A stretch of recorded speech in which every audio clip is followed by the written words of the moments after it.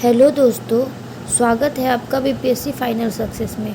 तो आज मैं कराने जा रही हूँ आपको भारत सरकार के आगामी लक्ष्य।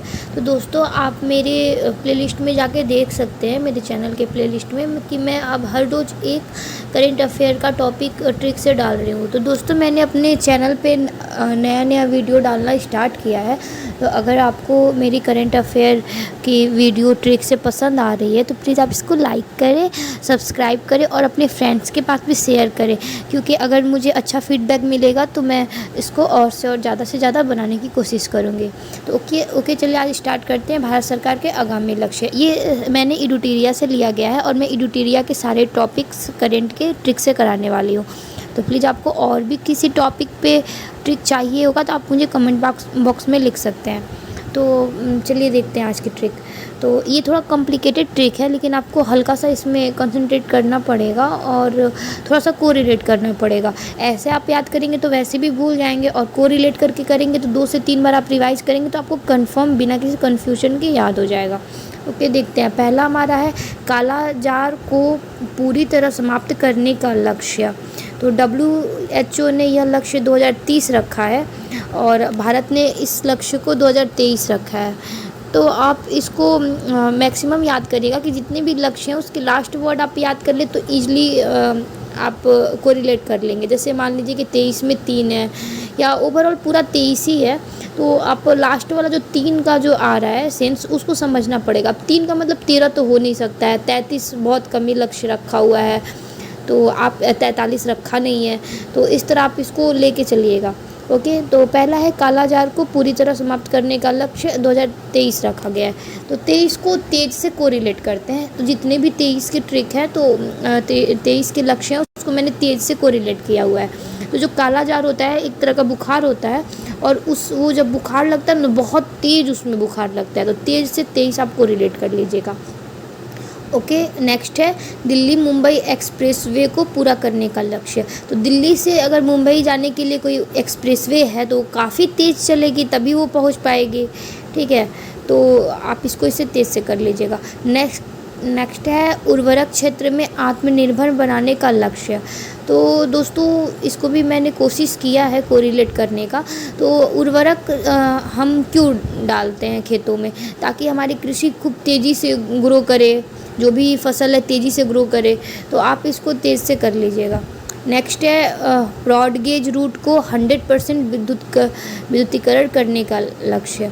तो आप देख सकते हैं कि जो भी रूट है ब्रॉडगेज रूट, तो उसको अगर 100% विद्युतीकरण कर दिया जाएगा तो वो काफ़ी तेज़ी से वो रूट काम करेंगी। तो 100% अगर विद्युतीकरण हो जाएगा तो ये बहुत तेज़ हो जाएगा। नेक्स्ट है पूर्वोत्तर के सभी राज्यों की राजधानी को रेल नेटवर्क से जोड़ना। तो अभी पूर्वोत्तर का आप जानते हैं कि वहाँ पे ये जो रेलवे की सुविधाएं हैं वो बहुत ज़्यादा डेवलपमेंट नहीं है। तो अगर पूर्वोत्तर के सभी राज्यों की राजधानियों के रेल नेटवर्क से जोड़ दिया जाता है तो वहाँ पे जो भी ग्रोथ है, डेवलपमेंट है, या रेलवे नेटवर्क्स है या परिवहन है, वो बहुत तेज़ी से काम करने लगेगा। तो उसको तेज़ कर लीजिएगा। नेक्स्ट है आपका अब जो 24 के जितने भी लक्ष्य है तो उसको मैंने 24 आवर्स यानी घंटे के हिसाब से इसको रखा हुआ है। तो जितनी भी ट्रिक है वो 24 आवर्स से ही कोरिलेट करके आएंगे। तो पहला है कृषि में शून्य डीजल उपयोग तथा नवीनीकरण ऊर्जा के इस्तेमाल का लक्ष्य। तो इसमें आप कर सकते हैं कि अगर कृषि में शून्य डीजल का उपयोग होगा और उस पे से नवीनीकरण ऊर्जा का उपयोग होगा तो समझो कि जब कृषि संबंधी जितने भी उपकरण हैं वो 24 घंटा वर्क करेंगे। जैसे कृषि में अगर जो भी वो टरबाइन चलते हैं या फिर ट्रैक्टर चलते हैं, अगर उसमें डीजल लगता है तो लोग खर्च के मारे थोड़ी देर चलाते हैं, पंपू सेट चलते हैं तो थोड़ी देर चला के बंद कर देते हैं। पर अगर डीजल शून्य हो जाएगा और नवीनीकरण से चलेगा तो पंपू सेट चले, जनरेटर चले, टरबाइन चले, कुछ भी चले तो वो आपका 24 घंटे ही चलेगा, किसी को कोई चिंता तो रहेगी नहीं। चलिए नेक्स्ट है सबके लिए आवास मुहैया करना। तो पहले इसका लक्ष्य 2022 था, अब 2024 कर दिया गया है। तो इसको आप ऐसे याद कर सकते हैं कि किसी को आवास चाहिए होगा तो उसको 24 घंटे के लिए ही चाहिए होगा। अगर आप किसी के लिए आवास मुहैया करा रहे हैं तो आप अभी 24 घंटे के लिए मुहैया कराएं। ये नहीं कि 1-2 घंटे के लिए आपको आवास करा दिया फिर छीन लिया, तो ये नहीं होना चाहिए। नेक्स्ट है डिजिटल रेडियो लॉन्च करने का लक्ष्य 2024। तो देखिए अब पहले क्या डिजिटल होते थे, सेल पे चलते थे, बैटरी पे या फिर लाइट पे, तो वो कितना देर चलते थे, 2-3 घंटे चलते थे। लेकिन अब जो डिजिटल हो चुके हैं वो जो रेडियो है वो डिजिटल हो गए हैं, तो अब ये 24 घंटे चलेंगे। ओके। नेक्स्ट है हर घर में नल से जल या स्वच्छ जल की आपूर्ति।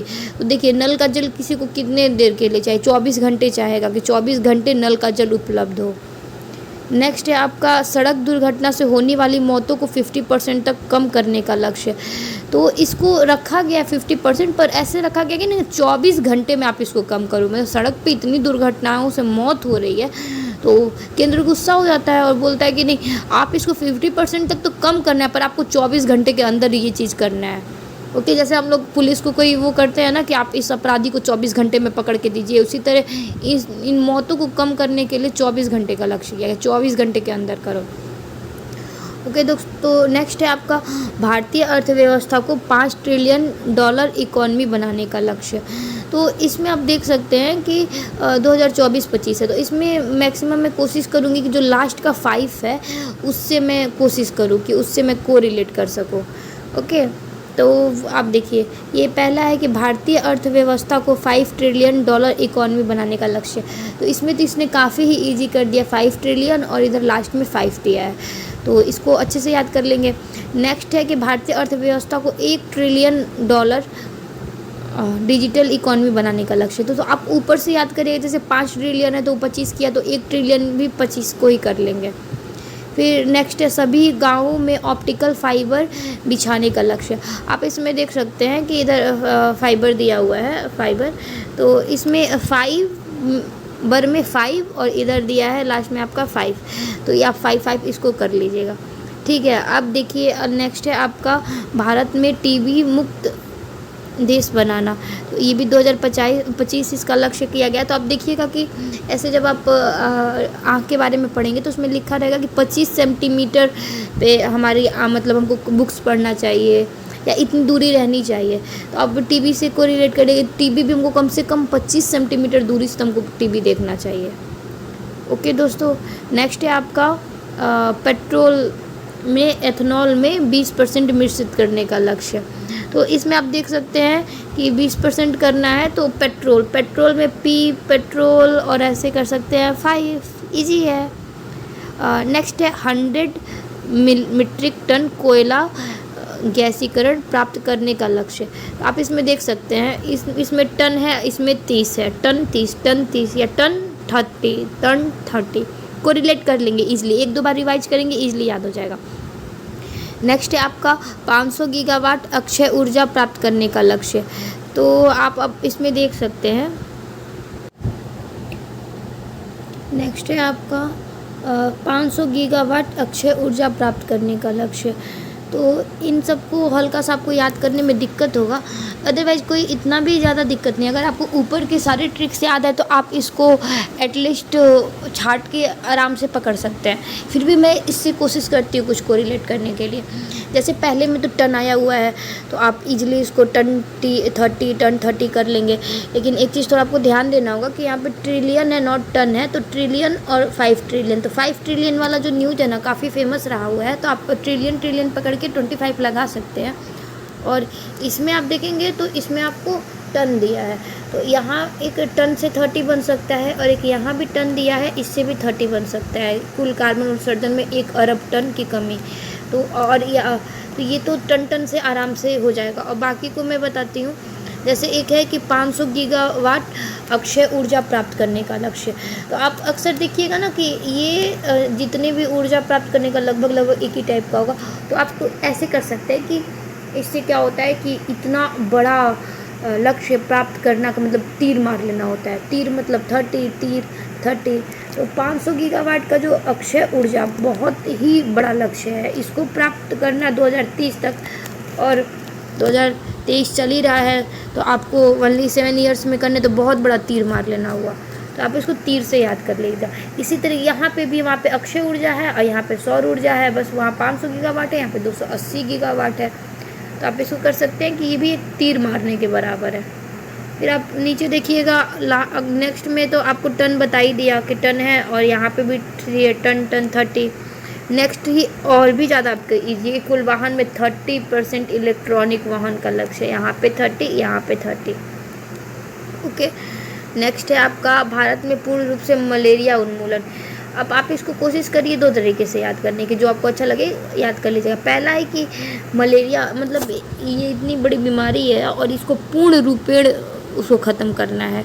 तो आप देखिएगा ना कि मेनली 3-4 बीमारियां होंगी, जैसे टीबी हो गया, तो टीबी तो 25 सेंटीमीटर की दूरी से दिखना चाहिए, तो 25 पकड़े जाएंगे। उसके बाद मलेरिया और एड्स 2 बीमारियां हैं, तो वो दोनों 2030 का है। तो आप इसको या तो 30 कर लीजिए कि मतलब कोई भी रोग होता है तो हमको क्या होता है, बहुत टीस होता है, दर्द होता है, तो 30 कर सकते हैं कि मलेरिया होने पे चाहे एड्स होने पे 30 होता है। अदरवाइज़ आप इसको थर्स्टी कर सकते हैं, 30 का थर्स्टी, यानी ऐसा होता तो नहीं है लेकिन आप ऐसा कर सकते हैं। जैसे मलेरिया हो गया तो उसमें क्या होता है, हमको बहुत ज़्यादा प्यास लगता है, तो हम बहुत ज़्यादा थर्स्टी फील करते हैं किसी भी रोग में, तो थर्स्टी का 30। और फिर आपका यहाँ पे है एड्स ख़त्म करना, तो एड्स होने पे क्या होता है, बहुत टीस होता है, मतलब दिल में ही टीस होता है यार कि कौन सी बीमारी हो गई। और ऐसे भी कह सकते हैं कि थर्स्टी, बहुत प्यास लगता है। और नेक्स्ट है आपका भारतीय रेल, एक मिनट,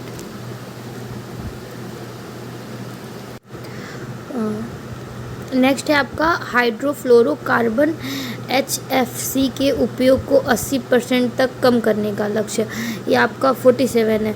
तो आप इसको 2 तरीके से याद कर सकते हैं। पहला एक तो है यहाँ पे 80%, ओके, तो 80% का हाफ कितना है, 40, तो 40 कर सकते हैं। तो मेनली आपको 40 से रिलेटेड 47 ही आएगा।